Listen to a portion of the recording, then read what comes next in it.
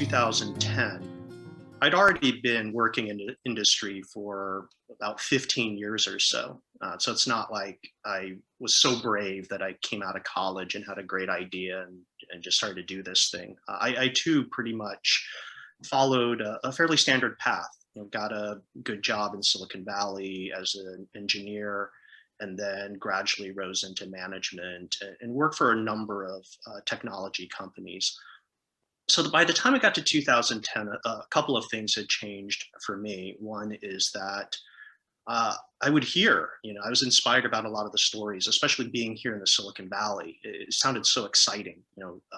I was involved with startups by that point and had seen some pretty good success through those startups. The first startup I had joined did go public, and then another one that I joined was later acquired. So I felt that this was something that, given the right opportunity, I could try and do. And so really all the pieces fell into place when my co-founder became available. I would not have done this by myself. And my co-founder, Eugene, he was the chip designer, right? So he's the guy who can actually make the product, design it. And so at the time, solid state lighting was a really high growth area. And it's a relatively simple chip, making an LED driver. So a number of those things converged to make it more possible. And so at that point, we took the leap and decided, hey, if we're ever going to do it, it is now, right? And that was the question I asked me. If ever I would feel that I would want to do this thing, right, before I pass on to the next life, then that was the time. Right? My kids had gotten a bit older. Rebecca, thankfully, had a nice, stable job, so she could still bring in an income while we were taking a financial risk. And most importantly, I had a team around which we could build a company. Wow, that's awesome. Having a supportive spouse is really important for your leap to the entrepreneur, right? Very much. Oh, wow, that's awesome. And I'm just curious, when you bring up the ideas that you're going to go to become an entrepreneur, was that really a shock to Rebecca? She's actually on this call, so you could ask her, I suppose. I think she probably saw it coming, but there's knowing and then there's knowing, right? And so, yeah, there's always a bit of adjustment, but she's always been extremely supportive. And part of the support comes at the beginning, but I would have to say a lot more of the support comes during and even as you wind it up. Right. It was not a big financial success for us. So you have to live with that, the choices and the risks taken and the opportunity cost. And so when you navigate that with your spouse, I think that's where a lot of strain can come upon the relationship. And so for us, we're very lucky because we were able to, obviously survive that and get through it and look back on it with all the crazy stories, even quite fondly. Wow, that's interesting. So would you mind to share some of the learning of your entrepreneurship in terms of leadership, and what are the crazy stories? How do you make decisions day to day in your career path as an entrepreneur? I see. Well, as an entrepreneur, I think there's certain aspects that require a person to navigate in a lot of ambiguity. Right? There isn't a plan given to you. You don't even necessarily have a boss as a founder. Of course, we like to make ourselves accountable to people who serve on your board and such, but even so, you're coming up with a plan quite a bit. But I'd say more broadly, because I don't know, what the interests are specifically for this audience, but I would say broadening my answer, not just to being an entrepreneur, but just takeaways that I've had through engagement with the MJAA community, is that, especially as an Asian American, it really is important to speak in order to be heard, right? To sit at the table, if you will. It's sort of a version of Lean In, but for Asians. And I think Peter could probably attest to this quite well. The idea is that we oftentimes think that our success, however you define that, is based on a meritocracy. And that's a bit of a myth. Obviously, we do have to work hard and you do have to be capable in how you perform.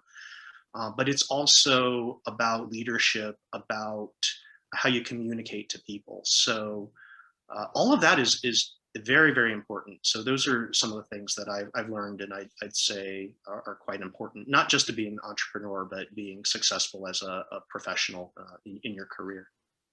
Yeah, yeah.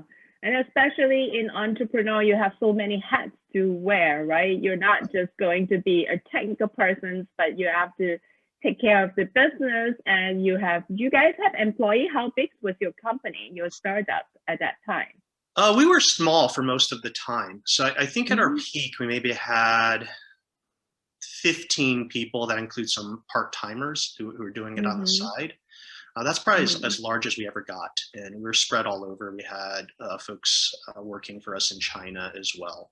So it never got to be super big, but we did, create some chips and get it out there and got the first POs and all of that. But it was never enough to live off of ultimately.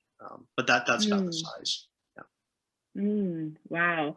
And I heard from Rebecca in the past, because Rebecca was invited to a couple of events in the mentorship program the past 2 years, about you guys has make a decisions and got to move outside the Silicon Valley to the Asia and things like that. How was that journey go?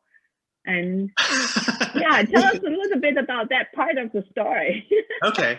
Well, it's always an adventure, right? I think obviously we have connections. It isn't going in completely cold, but this melding of cultures is extremely interesting to see firsthand. Especially among our community.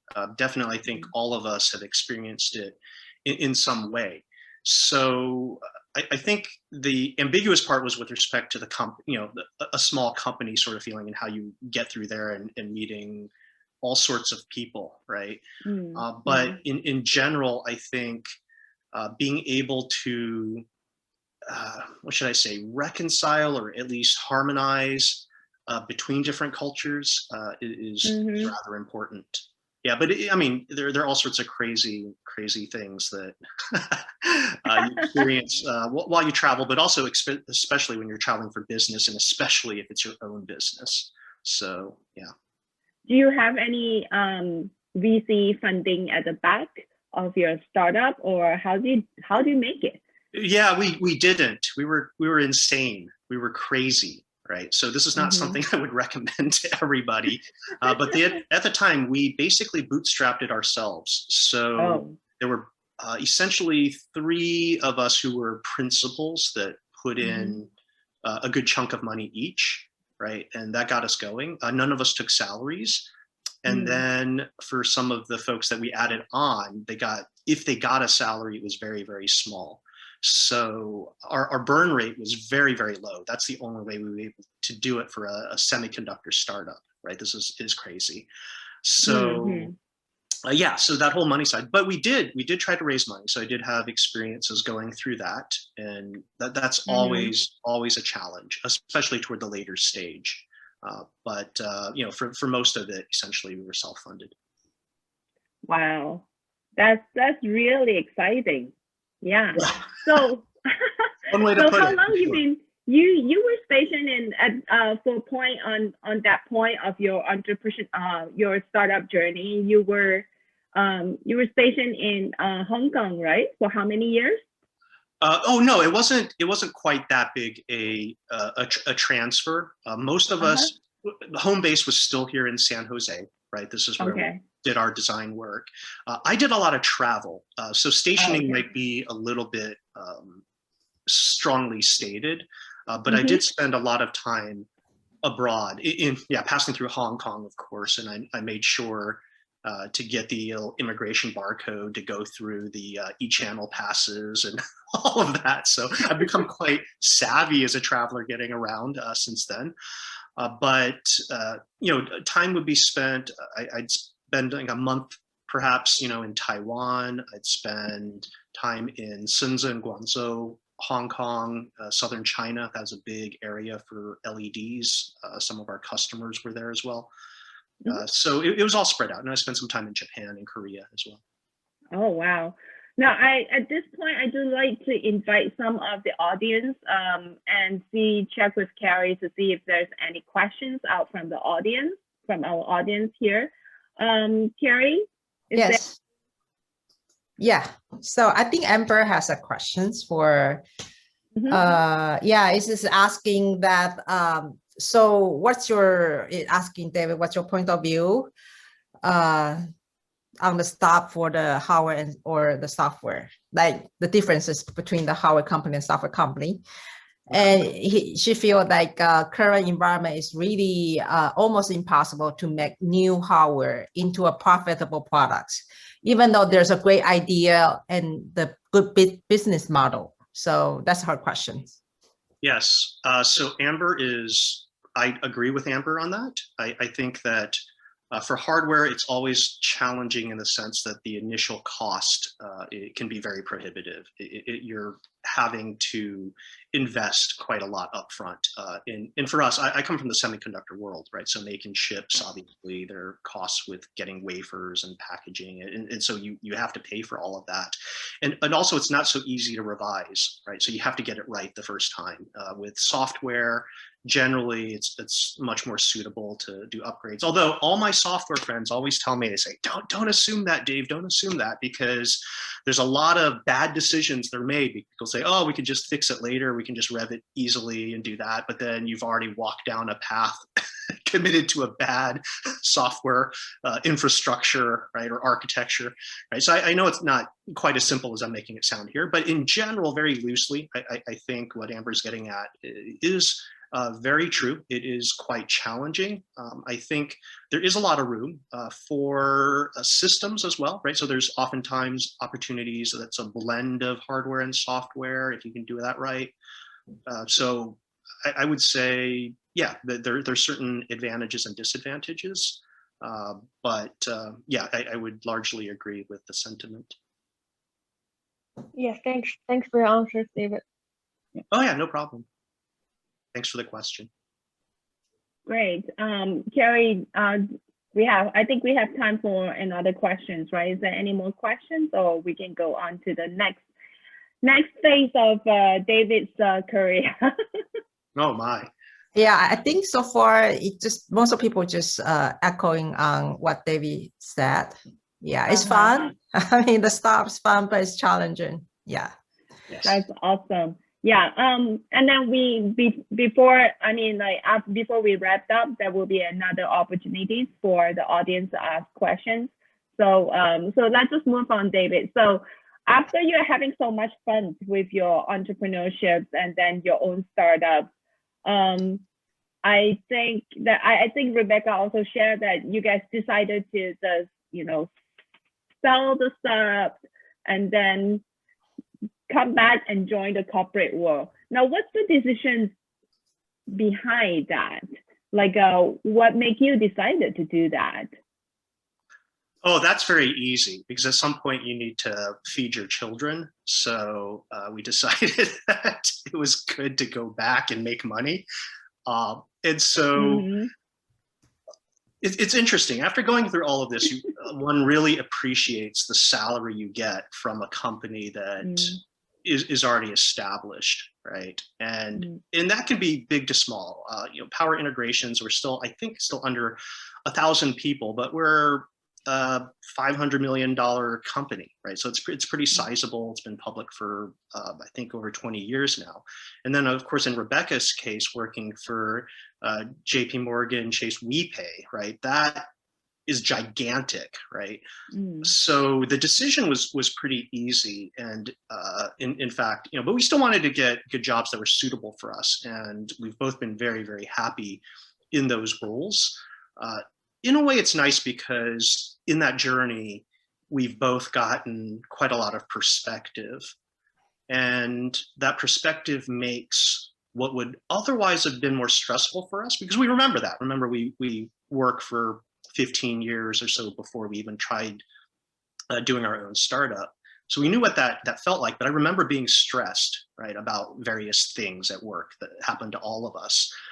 But after having gone through the founder experience and coming back to it, I realized that I could operate with a really balanced view in terms of detachment. You always have to care, right? We care. That's why we're good at our jobs. You have to care about what's going on. But there's also a level that you build in terms of yourself where you say, okay, I care, but I'm not going to let it kind of drag me down in terms of stress. And that's just been wonderful. So the last 5+ years have been just really great, still pulling in good money.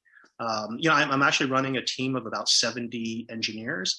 So it's, it's 5 times bigger than my own company, right? Just my department. So, so all of that has been great. And it wasn't a hard decision at all. Wow. So you sold your startup, right? Do you mind to share how much you sell them for? No, actually, we did not sell. We wound it down. Oh. Yeah, we wound it down. Oh. So, and in fact, I think that's the part that folks are always afraid of when it isn't a big financial success. And what I tell folks is, of course, there's pain. It stings. It stings really badly, right? And we invested 5 years of blood, sweat, tears, all of that, and it's painful. And now it's a little easier to talk about because there's been some time on it, and we've enjoyed other success. But even at the time, I realized that the risks are very, very high. So for us, from a financial standpoint, it wasn't a total loss, right? Everything we put in, we never really recovered, right, for that. And there's an opportunity cost. We could have been earning income and not just spending. And it's also not just our money, our friends' money, right? All of that. So we wound it down. And but when you look back and you say, okay, well, do you have regrets? Yeah, financially, you wouldn't want to do that again. But really what you gain from it, that experience is invaluable, right? And we pulled at a point where obviously it wasn't something we couldn't handle, right, in terms of that financial loss, and everybody recovered, they're on their feet and no issues there. So we're blessed in that sense, and you have to know when to end something, right? And so that was important, but also just the experience of it. And I think Rebecca is convinced that I was able to land my current job because my current employer, my boss now, who's the VP of marketing, actually, I didn't know it at the time, was in the audience for one of these lighting seminar talks that we'd had with a panel from the California Lighting Technology Center. And we had some good speakers, and I was one of the panelists. And I was speaking about some of the challenges in the technology and all of that. So my future boss, or my current boss now, was in the audience and had an opportunity to see me talk, to present, all of that. And so Becca's convinced that, there are ways that these experiences shape you and give you opportunities that you may not even know at the time, right? And so that's how we're able to move on from that very, very positively. Wow, that's awesome. Yeah, in other words, your startup actually expands your network, and you never know, like, who will be your somebody that will shape your career in the future, and or even, get a better networking relationships going on for your next opportunity. Yeah. That's right. Yeah. Yeah, that's awesome. Yeah. Now, if you were given a chance again, would you pull it off again for your startup, or would you do it differently? I would certainly do it differently. I think from a capital perspective, I wouldn't be quite as proud as we were at the beginning not to take money. I think I would have been more open to it because the market changes so quickly, and the LED driver space got commoditized within those years. And part of our struggle, we had our own challenges, but also the market just became extraordinarily competitive with China themselves investing a lot into their own semiconductor industry. And because LED drivers are relatively simple, there are a lot of local players, and it just crashed the prices so that it was very hard to compete as a US-based semiconductor company. And so what gives me some consolation is the fact that, my current company is still in that space, and we're having to migrate, at least for the LED driver element, into very high-end, smart lighting applications, high performance commercial ballasts, right? You're not doing the parts that go into LED light bulbs, right? That's just like really, really cheap and dirty and commoditized now. And so the fact that it's gone that way, and that even at my current company, with all of its resources, all of its success, all of the bread and butter money coming in through revenue streams from other product lines, it still struggles in LED drivers. So when I look at that, I go, wow, even now with all of this, it's still very, very hard to compete in that space. It gives me some consolation to say, oh no, it wasn't just our inability to make it happen. It's very hard. So what I would do differently is be much more open up front, because you think you know how something's going to play out, but it's very, very dynamic. And so the ability to pivot quickly and all that will buy you, I'm not to say that I would be successful the second time, but it just buys you maybe an extra 6 months or an extra year, and who knows, right? You're just looking at that window of opportunity. So yeah, I think I would do it given that time. I probably wouldn't do it right now, right? I'm very happy, and I've had that experience, right? So I think a lot of stuff that I've learned, so I don't need to do it again. But if I were to rewind time, right, and could carry back some knowledge, I think, yeah, that of course, who wouldn't do that, if you're given another chance to try. Yeah, wow. We're going to pause here a little bit and go back to Carrie and see if there's any other questions come up from the audience, or if any audience would like to have questions for David directly, please raise your hand. Yeah, Carrie, is there any questions? Yeah, there's a question from Hao-Ren. Okay. Yeah, he has a question about what is the top 3 startup entrepreneurship experience and skill set to help your, to operate a startup in, like, what that help to advance your corporate role? So that means that the top 3 skill set that you really needed. Top 3 skills specific to entrepreneurship, or more in general? It's more like startup and entrepreneurship experience. Maybe Hao-Ren, you can speak up if you have more. Hao-Ren, would you mind to clarify your question? David, first of all, thank you for sharing all the stories. I think we have like 5 MJ chairs on this call right now. It feels like a great house reunion for sure. Gloria, you, Rebecca, and Ryan, and myself. So we have the past, current, and future. So which is awesome.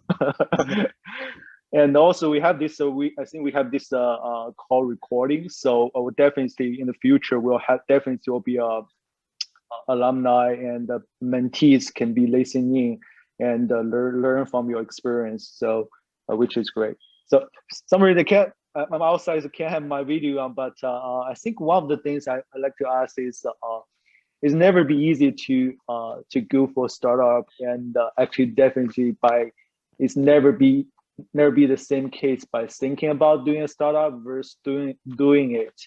So I just want to ask, like, the experience you had in operating and having a startup, actually, which is actually help you advance in your current corporate roles. You feel like which you could apply into your current role. So because like what you said, there's always things we can take on and use it forward. Okay, I think I understand the question better now, Haran. Thank you for that. So top 3 skills, and a lot of it you can understand from the context of entrepreneurship, but I believe these all apply in general, which is why they carry over well into the corporate world, as you said.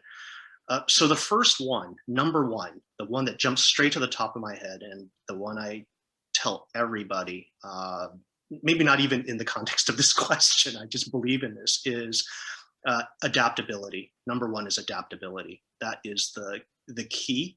And in fact, I always tell folks that, Darwin had established that it wasn't the strongest or the fastest or even the most intelligent, right, that are the survivors that make it as a species.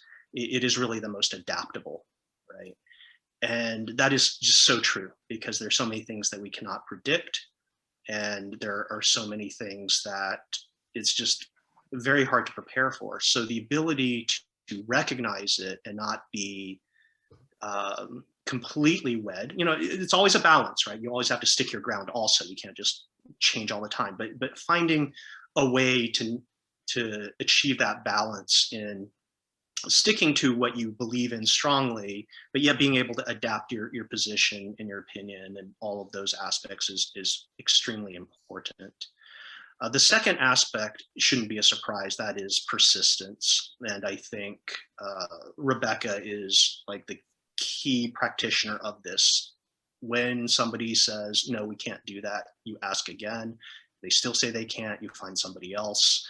And yeah, it can get to the point of annoying, but from the personal side of it, it is really important never to give up, right? That you will encounter failure. That is a guarantee. All of us will, no matter how good we are, will have that. And it's how you get back up again and try again that does it. Now, that said, there's also a point beyond which it's just silly to persist, right? We did wind down my company after 5 years. We had a good run with it, but you have to know when to fold and when to close, right? So it's not easy, right? I say these things as if it's easy for people. Oh yeah, persistence. You just got to keep trying. Don't give up. But you giving up in the sense of knowing when to transition, when to pivot, when to go and do something else, when to let go. All of these things are quite important, and having that experience, I think, helps each one of us in our way to overcome the challenges with whatever it may be, say in the corporate world, right? And then the last one is, I'd say, your ability to really have fun still, right? To embrace the sort of positive, no matter what happens, right? And it's part of the getting back up again, is to understand that we will fail and not to have that take you down, to get up again with a positive spirit and have fun while you're doing it. You have to have fun and enjoy what it is you do. I tell folks that it is most important, if you want to be successful, to enjoy what it is you do versus, and this is very nuanced, doing what you enjoy. I think a lot of times, especially here in a Western culture, we're taught like, wow, we should find our passion and then go find what that is and then chase that and do that. But I think oftentimes when you look at really successful people, you'll see that it's not so much that as whatever it is they do, right? Whatever it is they decide to do. Say it's doing accounting and looking at balance sheets and all of that all day.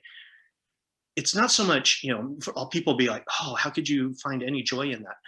But for the people who are successful, they do. They find some way, they dig into it and look into the aspects of it that just really tickle their curiosity so that they'll be engaged to look deeper on certain sort of things that on the surface may look boring.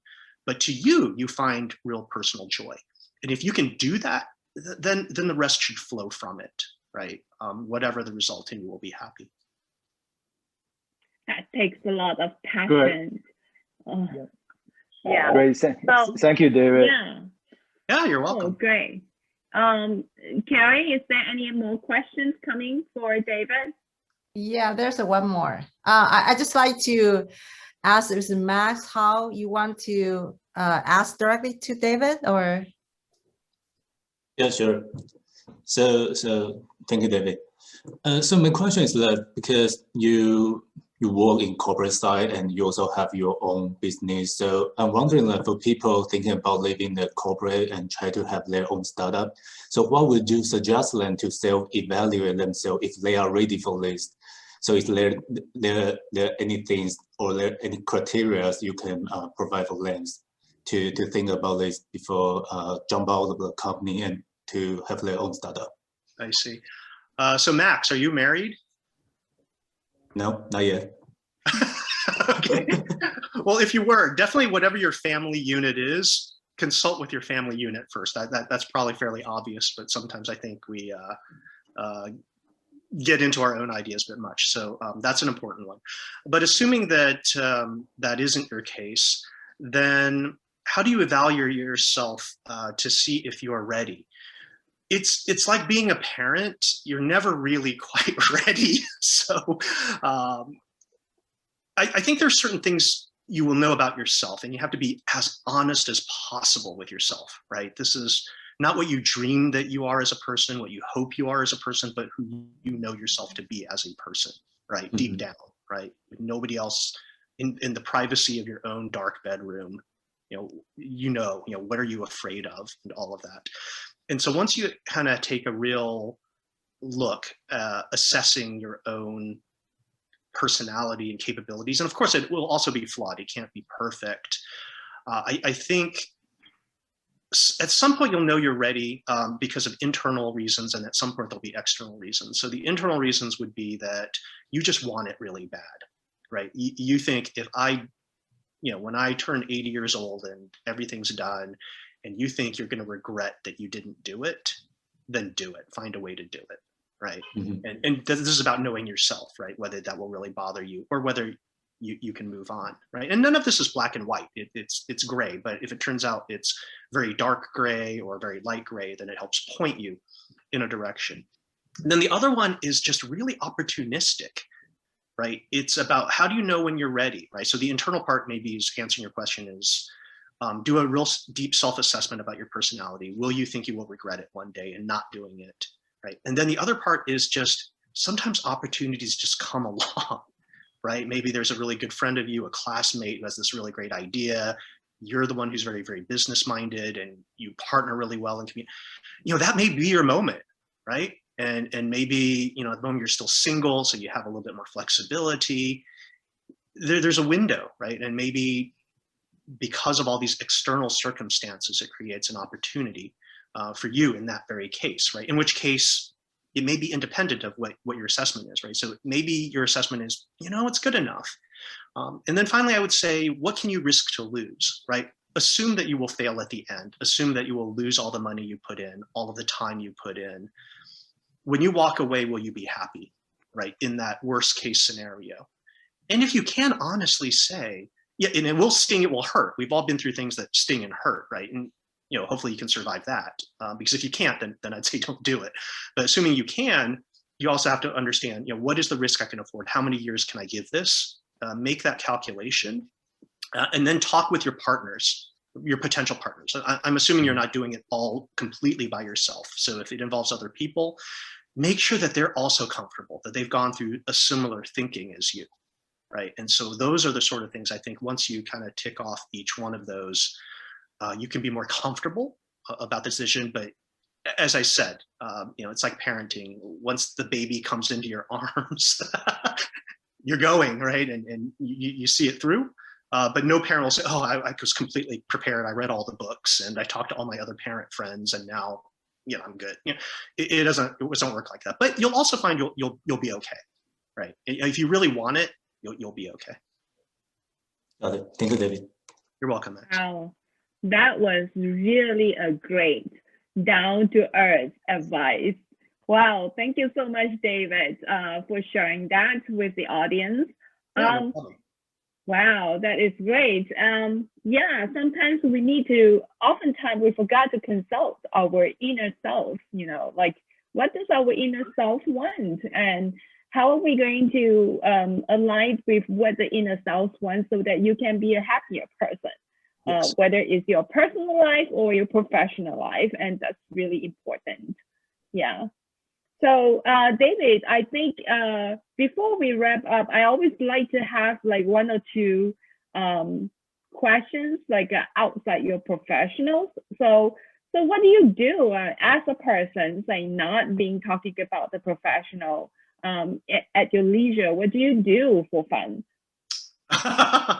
Well, outside of, I'd say my biggest passion outside of my career, my work is art. And Oh, wow. not, I very much appreciate art and going to museums and seeing art, but actually painting and drawing, oil painting, watercolors, charcoal, pastel. So I do that because it's an absolute joy to me. And I find that it is also something that I can feel productive doing, right? Because there's an outcome, there's a piece of artwork at the end of that that I can hopefully be proud of and do. But it completely takes away, right, my mind from anything else with respect to all the usual distractions of the job. So it's been a real great way to do that. And in fact, I can probably, let me see if I can do this, because all of you guys are going to risk being a little bit dizzy as I spin around. But I'm actually in a studio here in Oakland. Oh, wow. You have a so you'll studio at see, home. That's awesome. yeah. So on the wall and all around, you can see this is what I do outside of my work, right? Is just I paint. Cool. Wow. I wish that one day I can visit your studio. Yes. Yes. Get vaccinated. We'll have you over. Yeah, we have something crossed, David. I did painting too, but Oh, great. it's been 10. I mean, that was my past life that I dedicated a lot of my first part of my life in painting and doing watercolor, pastels, and oh, all right. You have to come painting. over. All right, Gloria. Yeah. I didn't realize that. So this is okay. Definitely. That's we will definitely. Yeah. Yeah, definitely do. When we all get vaccinated, and then we're all in the safe environment. Yeah. Yeah. So that's awesome. So last thing is like, if you have any word of wisdom for the audience, so what would that be? Words of wisdom. Okay, so I think I'll be a little bit repetitive here. I think again, it is very important to enjoy what it is you do, right? I think that's the fire that keeps us all going. Also, I would say embrace failure. I think it's very difficult to do. We all know it will happen, but understand that it will, and don't let it bring you down. Think of it as a learning experience and an opportunity. So I think those are the key ones, as I'd say, to pass along to folks and hopefully help guide them. Yeah, yeah.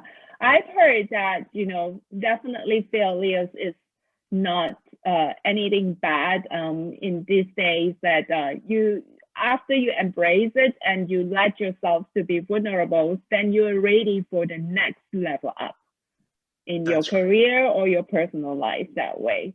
Yeah, that's awesome. Thank you so much.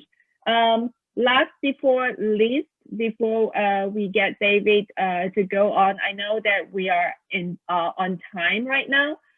Before we get into any other things about the Monte Jade Mentorship Program, I'm sure some of the audience would like to find out. Carrie, do we have any other questions, or the audience, is there any other additional questions you want to do it? And this is your, one more chance. So far, we haven't had any further questions, but I personally have some questions for David. Sure, Carrie, go ahead. I go on too. Okay, all right, Carrie, go first. Okay, so David, if you got another chance to try out startup or entrepreneurship, what will trigger you? What is the most important, the key that will trigger you to do it again? You mean right now, as yes. in 2021, as I sit here? What would it take to trigger me to do it again? Wow, that is a loaded question. It would have to be something that I would be exceedingly passionate about. And to be very honest with you, the only thing that's come by my table recently that I have felt that amount of passion for is actually all these issues with Asian American hate. That has hit me so to the core that for me not to do what I'm doing here, it would have to be something like that. And so by startup, it wouldn't be the traditional go and make money sort of situation. It would be, how do I give back? How do I give back to this community? How do I help such a big part of the society here that's going through all of this? So I'd say the simple answer to your question is it'd have to be something that I'd have to feel extremely passionate about. And currently, there's nothing in technology historically that's getting me quite so excited and passionate about that I would move away from what I'm doing right now, because it's a very good living and it's a very good life where I can balance my hobby of art with what I do. But seeing what's going on in terms of the Asian American community, that's a big deal, right? And I know Rebecca feels the same way. She runs her own nonprofit on the side. That makes it sound like it's just like a little thing, but it's a huge thing. And she's putting together a series on Asian American voices speaking to this topic. She's got some great speakers. So on that note, I'm going to have her type into the chat box a link to some of the upcoming events where the executive director for Angel Island Immigration Foundation is going to talk about historical perspectives in light of what's going on, right? So to answer your question, Carrie, I'd say it'd have to be something extremely passionate. Thank you. Yeah. Maybe it's the art also. Yeah, you know, that's the thing, right? It wouldn't be kind of the traditional startup we talk about in MJAA, but certainly starting up a studio where I could have like-minded artists. The best thing about being an artist kind of as a second chapter or next chapter from a technical career is that I don't have to worry about that money. I have a spouse who's making good money, and you know, we've already been doing this for a while. So honestly, I don't have to sell a single painting, which takes a hell of a lot of pressure off. But you're right, in terms of what I would do, right? That's perfectly valid. That's a good point. Yeah. Thank you, Be David. passionate, be passionate about it. Yeah, exactly. Be passionate, and just like what Amber mentioned in the chat, you know, having a mission and with the social impact. And I think uniting the Asian American right now is really critical. Yes. At this moment. Haran, you have 1 minute. Yeah, absolutely. Great question, Carrie. I love that. And David, by the way, definitely have to check out the Gloria's paintings. She donated, I think, like 3 paintings or a few paintings to MGA. Just one for like a funding, which is great. And that's great to know. Okay, this has to be more beyond this this talk for sure. Yeah, I think the last question definitely has to be fun, with all the respect to startup and entrepreneurs, David. So actually, with Rebecca on the line, as 2 of the accomplished Silicon Valley professionals, startup founders, and also MGA chairs in the previous chairs, so I was wondering who is taking charge in the house. we obviously know Rebecca's the one taking charge of the house. She's how that works out. I'm here merely to support her. No, I just want to say it's definitely the accomplished couples is something like always like a role model to us. Thank you, David. Oh, thank you for saying that. That's very kind. It is teamwork for sure, right? And it's everything's always you could do so much more as part of a team, right? And so that of course applies to home relationships as well. Exactly. Well, David, thank you so much for your time today. But before we end the sessions, I would like to go over some of the informational chores about, you know, like introducing MJAA. So let me share my screen again.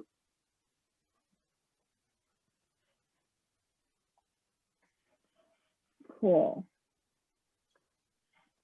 Oh. Great.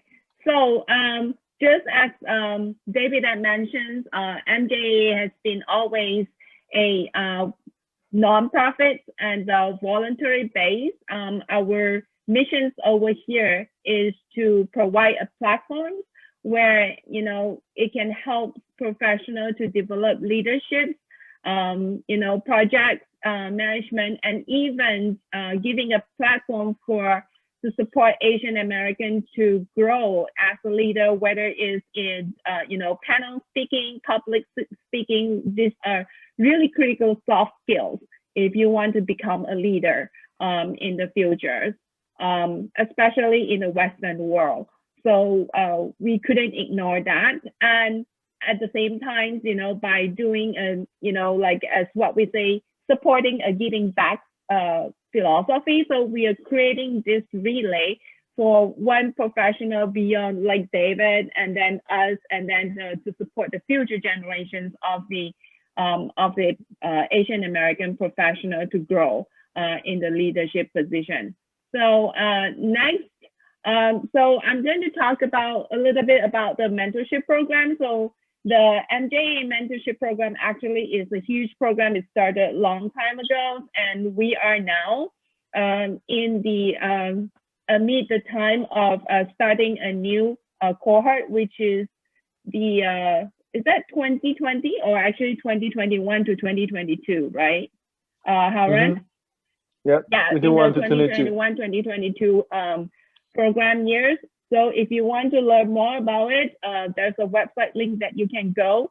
And this is where, we have a safe and, secure platform where you get the opportunity to network with a lot of the, trusted professional and even executives from all the, the really good companies and the venture capitalist firm out here in the Bay Area.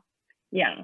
And next, I'm just going to talk about, because this is a series and this is our first talk of the series, our upcoming speakers will be Will Wen Yuan, who is also an alumni for the mentorship program, and Teresa Feng, who is also an alumni in the 2018, and then Rebecca Liao, who is the spouse for David Chen, is also an ex-chair for the 2011 cohort years.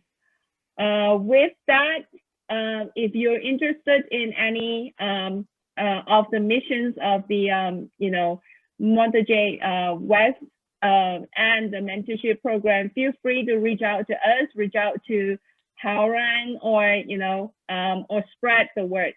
So we have a lot of good interview series, technology forums, even though this is for the mentorship program space, but there's also of other technology forums with others, tech leader out in the public that you can join.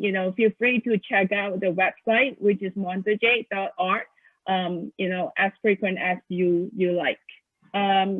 With that said, I'm going to close the event for today, and thank you so much, David, again, for supporting this initiative. And also the alumni check is just only one small part of the effort to support all the alumni that graduated out from the mentorship program, but there will be a whole lot in-depth structures coming out.